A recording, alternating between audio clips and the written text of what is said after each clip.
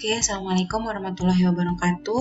Pada video kali ini saya akan menjelaskan materi selanjutnya, yaitu mengenai akut coronary syndrome atau yang kadang disingkat dengan ACS atau sindrom koroner akut, di mana tipe yang kita akan bahas di sini adalah yang tipe non-ST elevation myocardial infarction atau kadang disingkat dengan NSTEMI. Oke, untuk tujuan pembelajarannya di sini yang pertama adalah memahami definisi gejala, etiologi, faktor risiko, patofisiologi, serta diagnosis dari ACS yang tipe NSTEMI. Kemudian yang kedua, untuk memahami penata laksanaan terapi ACS NSTEMI beserta mekanisme kerja obatnya. Nah, di sini outline-nya yang pertama ada definisi, lalu gejala, etiologi, faktor risiko, patofisiologi, diagnosis, dan penata laksanaan terapi. Nah, untuk definisi di sini akut coronary syndrome atau sindrom koroner akut itu merupakan sekumpulan gejala yang ditimbulkan karena berkurangnya pasokan oksigen yang menuju ke otot jantung, sehingga otot jantung kita mengalami yang disebut dengan myocardial ischemic atau iskemia jantung. Nah, hal ini itu terjadi secara akut. Secara akut itu artinya secara tiba-tiba dan sangat mengancam jiwa si penderita. Itu adalah sindrom koroner akut, kadang juga disebut dengan serangan jantung, ya, atau penyakit jantung koroner. Nah, ini tipenya ACS itu dibagi menjadi dua, yaitu NSTEMI atau NSTE, non-ST elevation, dan ST elevation. Bedanya di mana sih antara NST atau NSTEMI dan STEMI? Itu bedanya kalau NSTEMI itu yang tersumbat pembuluh darahnya itu hanya sebagian besar, tapi belum 100%. Kalau yang STEMI itu pembuluh darah yang tersumbat itu sudah sampai 100% atau tersumbat sepenuhnya. Maka dari itu penata laksanaan terapi antara NSTEMI dan STEMI itu sangat jauh berbeda, ya. Nah, untuk yang NST itu ada dua, yang unstable angina, angina unstabil sama NSTEMI, dan yang STE atau biasa disebut dengan STEMI, ya. Nah, untuk yang unstable angina dan NSTEMI ini sebenarnya penata laksanaan terapinya sama, ya. Jadi nanti kita bahasnya menjadi satu kesatuan saja. Nah, gejalanya yang timbul apa saja sih dari NSTEMI ini? Yang pertama adalah nyeri dada timbul saat beristirahat dan berlangsung selama lebih dari 20 menit. Kemudian dia juga kalau dihitung klasifikasi anginanya seperti yang sudah kita bahas minggu lalu di pembahasan angina, dia itu termasuk karakteristik yang CCS kelas 2 atau kelas 3. Dari karakteristik angina, tipe-tipe angina berdasarkan CCS, ya, Canadian Cardiovascular Canadian Score, ya. Itu dia Cardiovascular Canadian Society, dia termasuk kelas 2 atau kelas 3 konsep anginanya. Padahal dia baru pertama terkena angina tapi sudah masuk ke kelas 2 atau 3. Kemudian ketika dia sudah masuk ke kelas 3, riwayat anginanya tiba-tiba memburuk sampai menjadi myocard infarction atau infark myokard, ya. Itu adalah gejalanya. Gejala yang paling khas itu adalah nyeri dada yang timbul saat dia beristirahat dan biasanya berlangsung lama, ya, lebih dari 20 menit. Oke. Nah, ini kurang lebih daerah timbulnya sama, ya, sama seperti angina yang stabil kemarin. Tapi kalau angina stabil, dia itu dengan beristirahat saja cukup. Nah, tapi ini bedanya dia tidak bisa hanya dengan beristirahat, ya, untuk terapinya. Jadi dia untuk yang NSTEMI itu dapat disertai dengan gejala atipikal seperti sesak napas, mual, muntah, diaforesis. Diaforesis ini artinya berkeringat yang berlebihan. Nah, biasanya kalau pasiennya sudah tua, diabetes, dan wanita itu kadang jarang menimbulkan rasa sakit. Contohnya apa? Karena memang misalnya pada pasien diabetes. Karena pasien diabetes itu salah satu komplikasinya itu adalah neuropati atau kerusakan pada sel-sel neuro atau saraf. Jadi ketika dia merasakan sakit, itu sel sarafnya sudah tidak peka, jadi dia jarang menimbulkan gejala sakit. Malah yang seperti itu yang harus diwaspadai ya. Oke, nah untuk etiologinya, jadi penyebab ACS yang lebih jarang terjadi itu yang pertama itu adalah embolisme arteri. Jadi embolisme arteri itu terjadi karena stenosis aortik. Jadi stenosis aortik itu adalah suatu kondisi di mana salah satu katup jantung yang disebut dengan katup aorta itu tidak bisa terbuka sepenuhnya. Endokarditis itu ada peradangan pada sel-sel otot jantung. Kemudian penggunaan kokain. Kemudian yang ketiga, peningkatan kebutuhan oksigen miokard seperti orangnya demam, takikardi, tirotoksikosis. Tirotoksikosis adalah peningkatan kadar hormon tiroid. Ya, dimana kalau kadar hormon tiroidnya itu meningkat di dalam darah akan menimbulkan beberapa gejala seperti peningkatan denyut jantung sampai penurunan berat badan. Kemudian yang keempat, berkurangnya suplai oksigen ke miokard karena disebabkan hipotensi atau anemia. Ya, seperti kita jelaskan, kalau pasien anemia yang berkurang adalah Hb-nya, sedangkan Hb itu bertugas mengangkut oksigen. Ketika terjadi anemia atau Hb-nya berkurang, otomatis suplai oksigen ke miokardnya juga akan berkurang. Kemudian yang kelima, penyebabnya adalah deseksi arteri koroner, terutama pada saat wanita melahirkan. Ya, deseksi arteri koroner itu artinya pembuluh darah arteri koronernya sobek, ya, mengalami deseksi. Nah, ini faktor resikonya. Yang pertama, umur. Laki-laki lebih dari sama dengan 45 tahun, wanita lebih dari sama dengan 55 tahun. Kemudian jenis kelaminnya, biasanya laki-laki lebih beresiko daripada wanita terkait faktor hormonal dan gaya hidup ya, seperti merokok dan sebagainya. Kemudian kalau dari riwayat keluarga, itu biasanya terdapat keluarga yang mengalami CVD, cardiovascular disease ya. Nah, ini untuk faktor resiko. Yang lain yaitu merokok, sedentary lifestyle yang sudah kita bahas ya.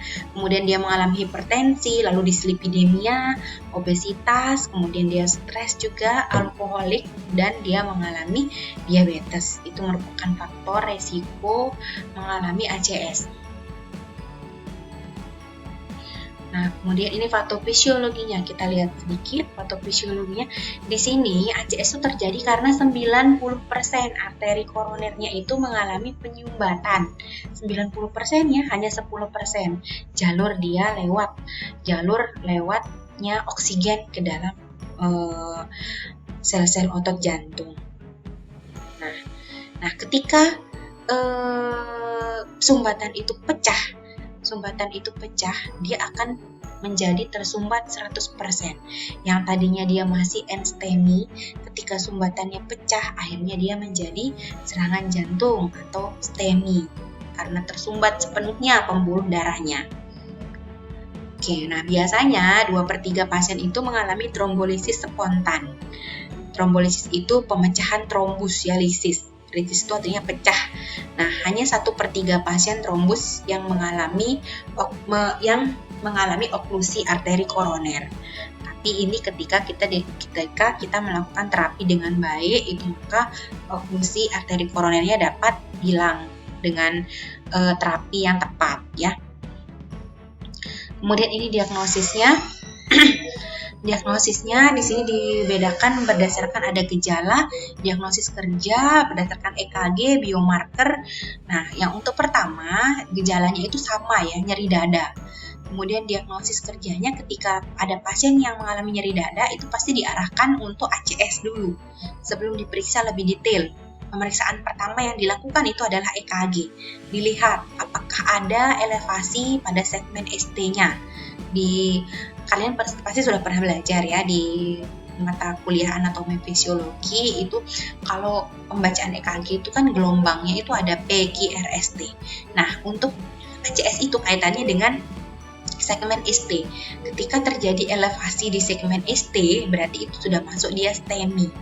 Nah, namun ketika segmen ST-nya sudah mengalami abnormalitas tapi belum mengalami elevasi, terus dicek ketika segmen ST-nya mengalami abnormalitas atau normal, itu tidak berhenti sampai situ, dicek lagi biomarker, diambil darahnya untuk mengecek enzim. Enzim yang dicek di situ adalah enzim troponin. Nah, ketika abnormalitas pada segmen ST terjadi, lalu dicek biomarkernya troponinnya entah naik atau turun, itu biasanya sih turun, itu biasa langsung didiagnosis enstemi, ada prosesnya ya. Namun ketika EKG-nya itu normal, kemudian kadar troponinnya normal, itu diklasifikasikan menjadi angina. Karena normal masih itunya ya, normal masih biomarker dan EKG-nya. Nah, ini untuk parameternya perbedaan dari angina sama enstemi berdasarkan EKG dan biomarker. Yang pertama, angina itu normal EKG-nya. Kalau enstemi itu EKG-nya itu mengalami depresi segmen ST. Depresi itu justru turun ya.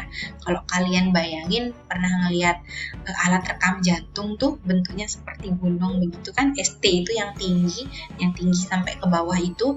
Kalau dia mengalami depresi kebalik, malah dia ke bawah, kan aneh. Atau dia mengalami inversi gelombang T, perpanjangan, atau bahkan hilang dia gelombang T-nya. Nah, kalau kita lihat dari segi biomarker, itu untuk angina level troponinnya normal.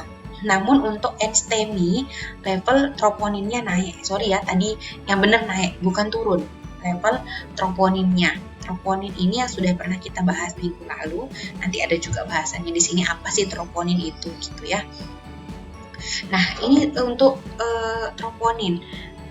Troponin itu merupakan salah satu biomarker yang digunakan sebagai gold standar untuk penentu adanya gangguan pada jantung.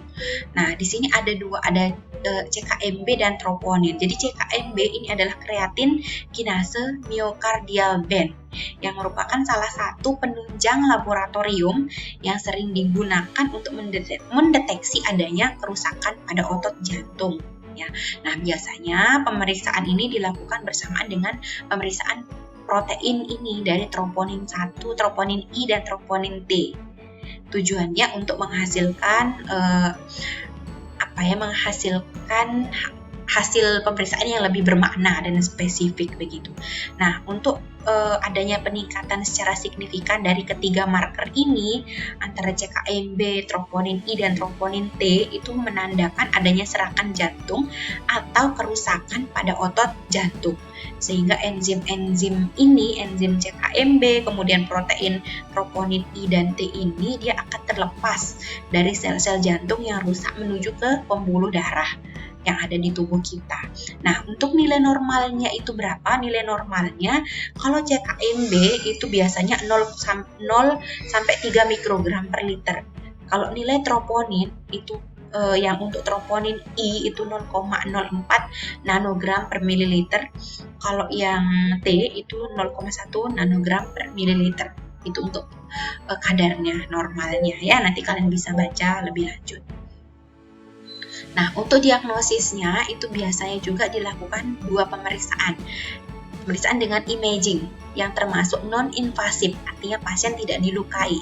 Biasa dengan ekokardiografi atau dengan alat ini yang namanya cardiac magnetic resonance atau CMR atau CT angiografi. Ya, difoto ininya di CT scan. Kalau orang kan CT scan gitu. Ada juga yang CT angiografi untuk melihat penyumbatannya. Kemudian ada juga diagnosis yang dengan invasif yang seperti kita bahas ya di angina waktu itu, coronary angiografi. Dilakukan proses pembedahan sedikit di situ ya, karena invasif, dimasukkan melalui kateter melalui pembuluh darah arteri sehingga nanti kateternya masuk menuju ke lewat di sini arteri koroner yang kanan sampai dia melihat ke aorta. Nanti di situ dia memotret kondisi dari otot jantung, apakah ada kerusakan dan sebagainya. Itu untuk langkah-langkah diagnosisnya.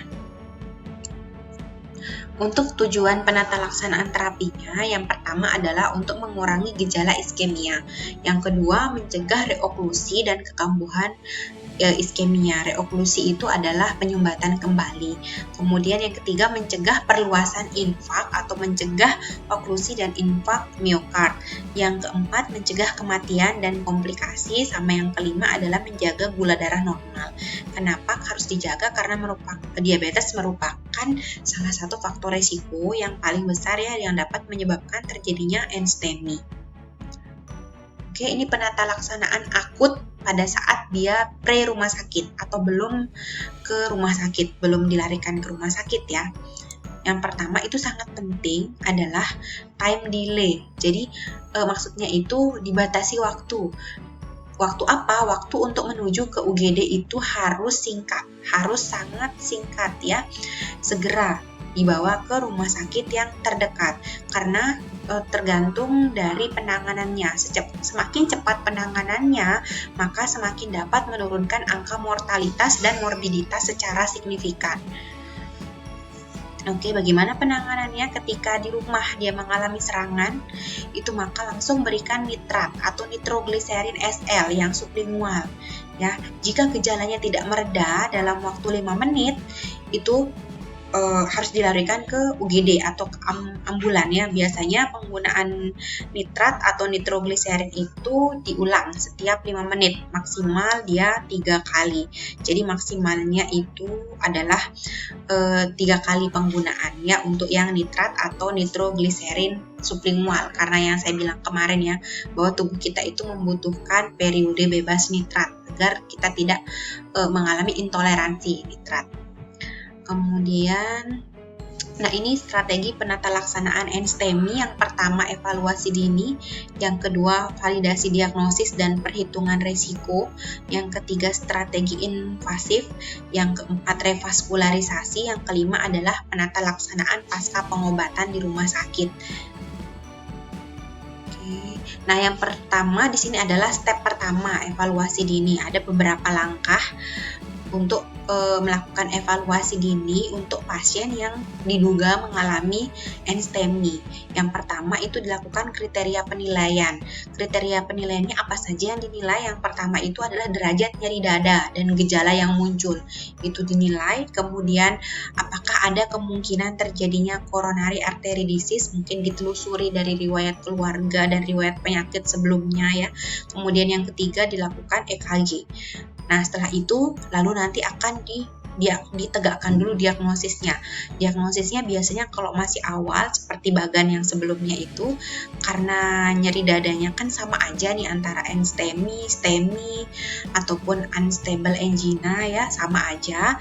Nah, itu sebelum dilakukan pemeriksaan darah untuk mengecek kadar CKMB dan troponinnya itu masih belum diketahui diagnosis pastinya. Ini masih diagnosis kerjanya dulu.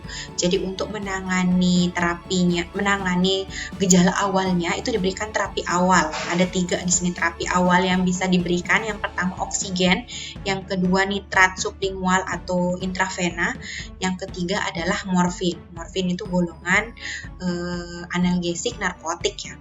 Nah, lalu setelah itu dilakukan pemeriksaan darah, diambil darahnya, diperiksa di laboratorium. Yang dicek apa aja? Yang dicek yang pertama adalah kadar troponin, kemudian yang kedua dicek kreatininnya, kemudian dicek hemoglobin, gula darah, sama white blood cell. Itu dicek, diharapkan hasilnya dapat keluar dalam waktu 60 menit. Jadi segera ditegakkan diagnosisnya yang pasti. Tadi kan masih diagnosis kerja ya. Ini sebenarnya bukan ranah kita, tapi setidaknya kita tahu langkahnya seperti apa ya. Nah, untuk terapi awalnya, yang pertama tadi saya bilang oksigen.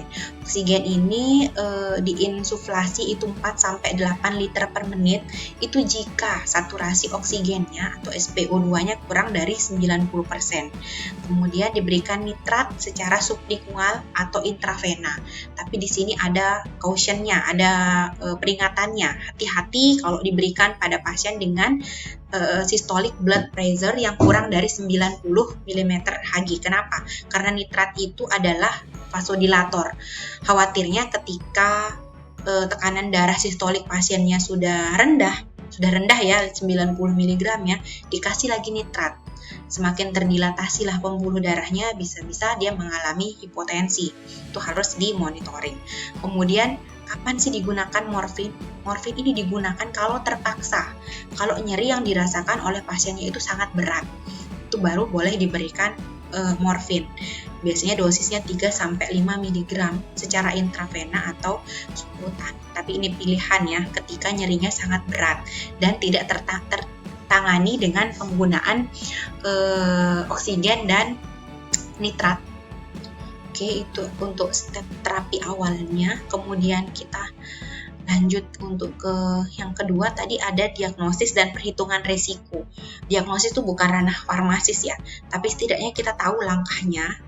Kemudian bagaimana sih cara penentuannya sampai pasien ini bisa dibilang terkena STEMI, NSTEMI, dan sebagainya gitu.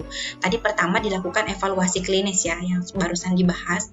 Kalau memang dari hasil labnya troponin T-nya turun, kemudian CKMB-nya positif, itu maka dia langsung didiagnosis STEMI.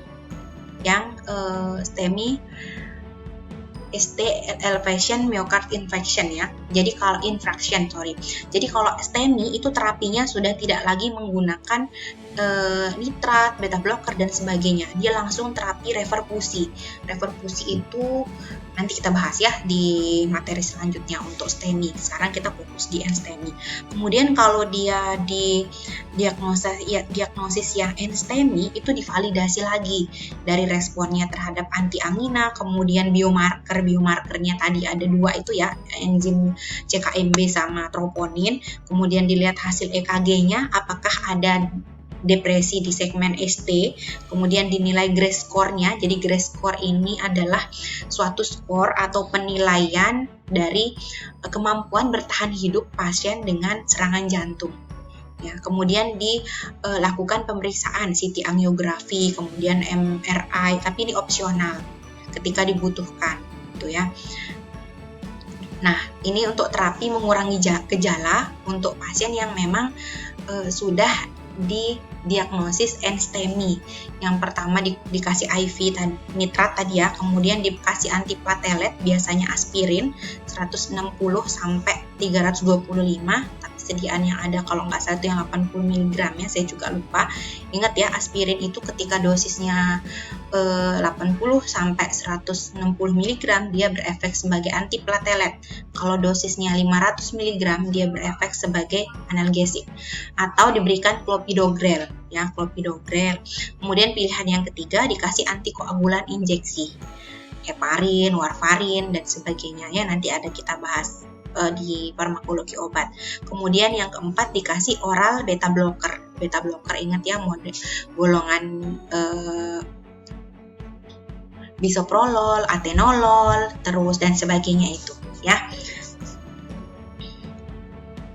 Oke, ini dilakukan selama 3-6 jam ya dalam rentang waktu itu.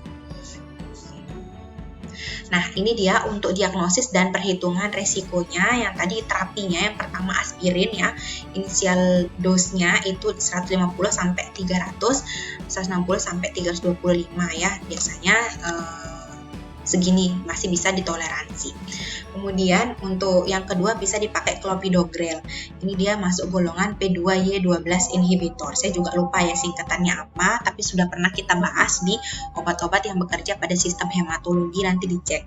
Kemudian antikoagulan. Ini antikoagulan juga sebenarnya kita sudah pernah bahas ya di obat-obat yang bekerja pada sistem hematologi.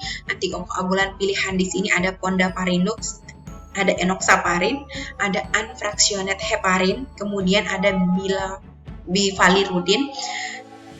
Ini pilihan dosisnya, lalu oral beta blocker. Nah, ini oral beta blocker ini digunakan ketika terjadi takikardi atau hipertensi tanpa adanya gejala gagal jantung. Beda lagi gagal jantungnya, nanti akan kalian bahas lagi materi. Memang kompleks pembahasannya. Oke, untuk step ketiga, sekarang kita step ketiga, itu apabila harus dilakukan coronary angiografi, itu stepnya Yang pertama harus diperhatikan dulu tingkat resikonya ya. Ketika dia resikonya sangat tinggi, maka terapi coronary angiography atau reperfusi itu harus dilakukan kurang dari 120 menit karena sangat mengancam nyawa dari pasien tersebut. Kemudian kalau dia resikonya sedang, itu terapi reperfusinya masih bisa dilakukan kurang dari 24 sampai 72 jam tergantung tingkat keparahannya. Yang tahu tingkat keparahannya adalah dokter karena mereka yang melakukan diagnosis. Kemudian tapi kalau dirasa resikonya sangat kecil atau tidak berisiko mengancam jiwa, itu biasanya konservatif saja atau no elektif atau dengan menggunakan obat gitu ya untuk coronary angiography. Nah ini dia coronary angiography itu dibagi menjadi dua ya, dibagi menjadi dua. Jadi step 3 itu dibagi menjadi dua, ada invasif dan konservatif yang menggunakan obat. Nah untuk invasifnya itu dibagi menjadi dua, yang urgent dan yang early. Kalau yang urgent tadi yang resikonya tinggi yang harus dilakukan kurang dari 120 menit karena sangat mengancam jiwa si penderita. Kemudian kalau early itu kurang dari 24 jam. Tapi bisa ditolerin tergantung keparahannya sampai 72 jam. Nah ini menjadi perhatian ya karena sangat mengancam jiwa dari penderita. Nah yang pertama kita lihat resiko dari pasiennya, gimana sih dikatakan dia very high risk itu seperti apa ketika dia ada keadaan angina refraktori, anginanya itu kumatan terus, jarak dari 1 jam dia kumat terus ya. Kemudian dia juga mengalami riwayat gagal jantung yang parah. Kemudian yang ketiga dia mengalami aritmia ventrikel yang mengancam jiwa. Kemudian dia juga mengalami ketidakstabilan hemodinamika, artinya kadar dari ion-ion di dalam tubuh seperti natrium, kalium itu terganggu atau hemodinamika yang ada di dalam tubuhnya itu terganggu. Itu sudah termasuk kategori yang urgent dia melakukan invasif atau coronary angiography. Tapi di sini juga harus masuk terapi antitrombotik untuk segera membantu trombosis dari plak-plak yang tadi menempel dan menghambat di saluran peredaran darahnya. Nah ini dia untuk antitrombotik yang menjadi pilihannya itu bisa memakai aspirin ya, tapi diberikan loading dose, artinya dosisnya besar di awal untuk persiapan PCI. PCI ini salah satu contoh dari coronary angiography ya, yaitu terapi invasif. PCI itu percutaneous coronary intervention yang seperti dipasang balon yang sudah kita jelaskan di angina minggu yang lalu. Kemudian pilihannya juga bisa menggunakan clopidogrel ya, ketika dia tidak bisa menggunakan clopidogrel atau ticagrelor itu dia menggunakan prasugrel, tapi biasanya dengan aspirin atau clopidogrel itu sudah cukup. Kemudian pilihan yang ketiga ada antikoagulan yang diberikan bisa fondaparinux, bisa enoxaparin, bisa UFH unfractionated heparin ya. Ini ketika dia ACT itu waktu pembekuan darahnya lebih dari 250 second atau 250 detik. Kemudian yang golongan GP glikoprotein 2B atau 3A reseptor inhibitor itu seperti tirofiban atau eptifibatid ya, itu bisa diberikan ketika dia high risk atau terjadi peningkatan troponin. Kemudian bisa juga abciximab, itu yang diberikan hanya pada pasien yang akan melakukan PCI tapi dengan resiko tinggi. Nah, untuk cara kerja obat ini nanti kalian buka lagi ya di farmakologi obat pada sistem hematologi, itu sudah kita jelaskan semua di situ. Oke, untuk yang high risk gimana? Yang tadi kan very high risk ya.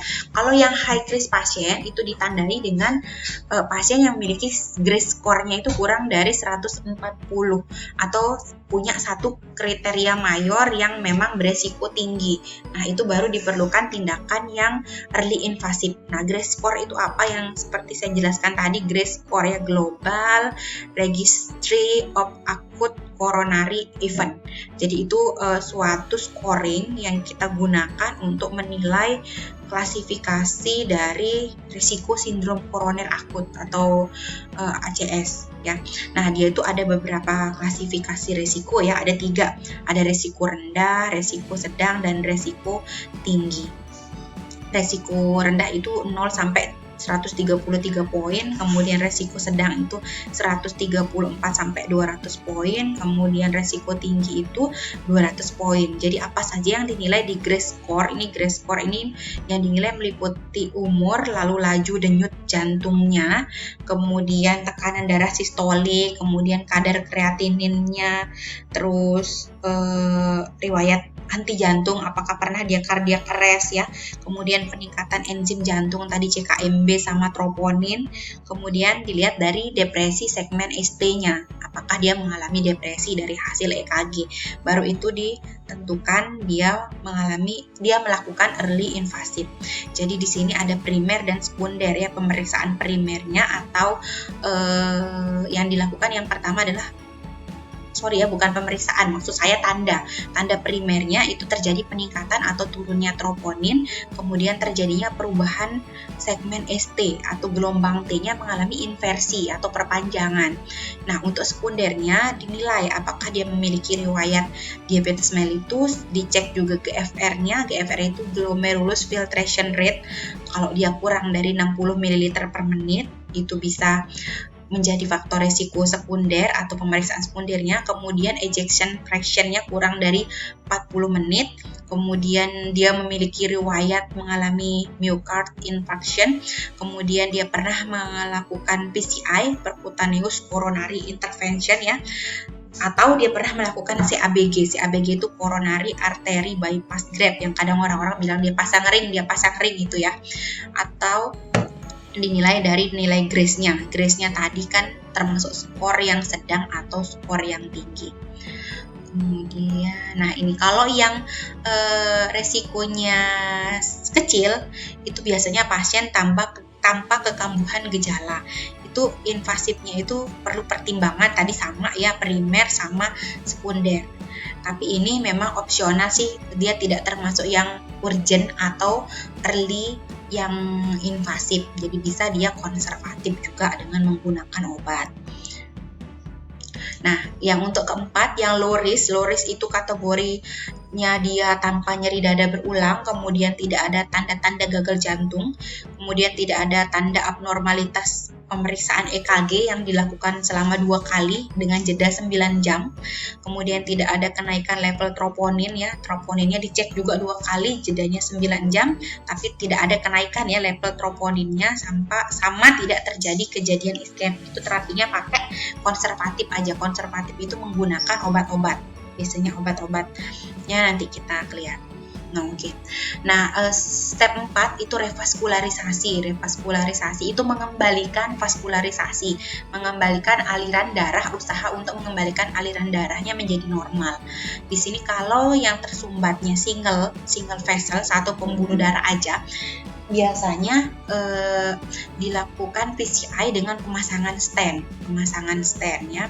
Stentnya itu seperti tembaga gitu untuk membantu proses dilatasi dan vasokonstriksi dari pembuluh darahnya. Jadi seperti PIR gitu. Kalau multi vessel, banyak vessel ini dilakukan CABG. Jadi banyak tempat dia dipasangin stentnya itu. Tapi itu tergantung dari individunya juga atau tergantung protokol di bagian rumah sakit di jantung, di bagian bangsal jantungnya ya. Kemudian diberikan antikoagulan. Nah, antikoagulan ini sebaiknya tidak diubah selama pasien melakukan PCI, harus tetap diberikan.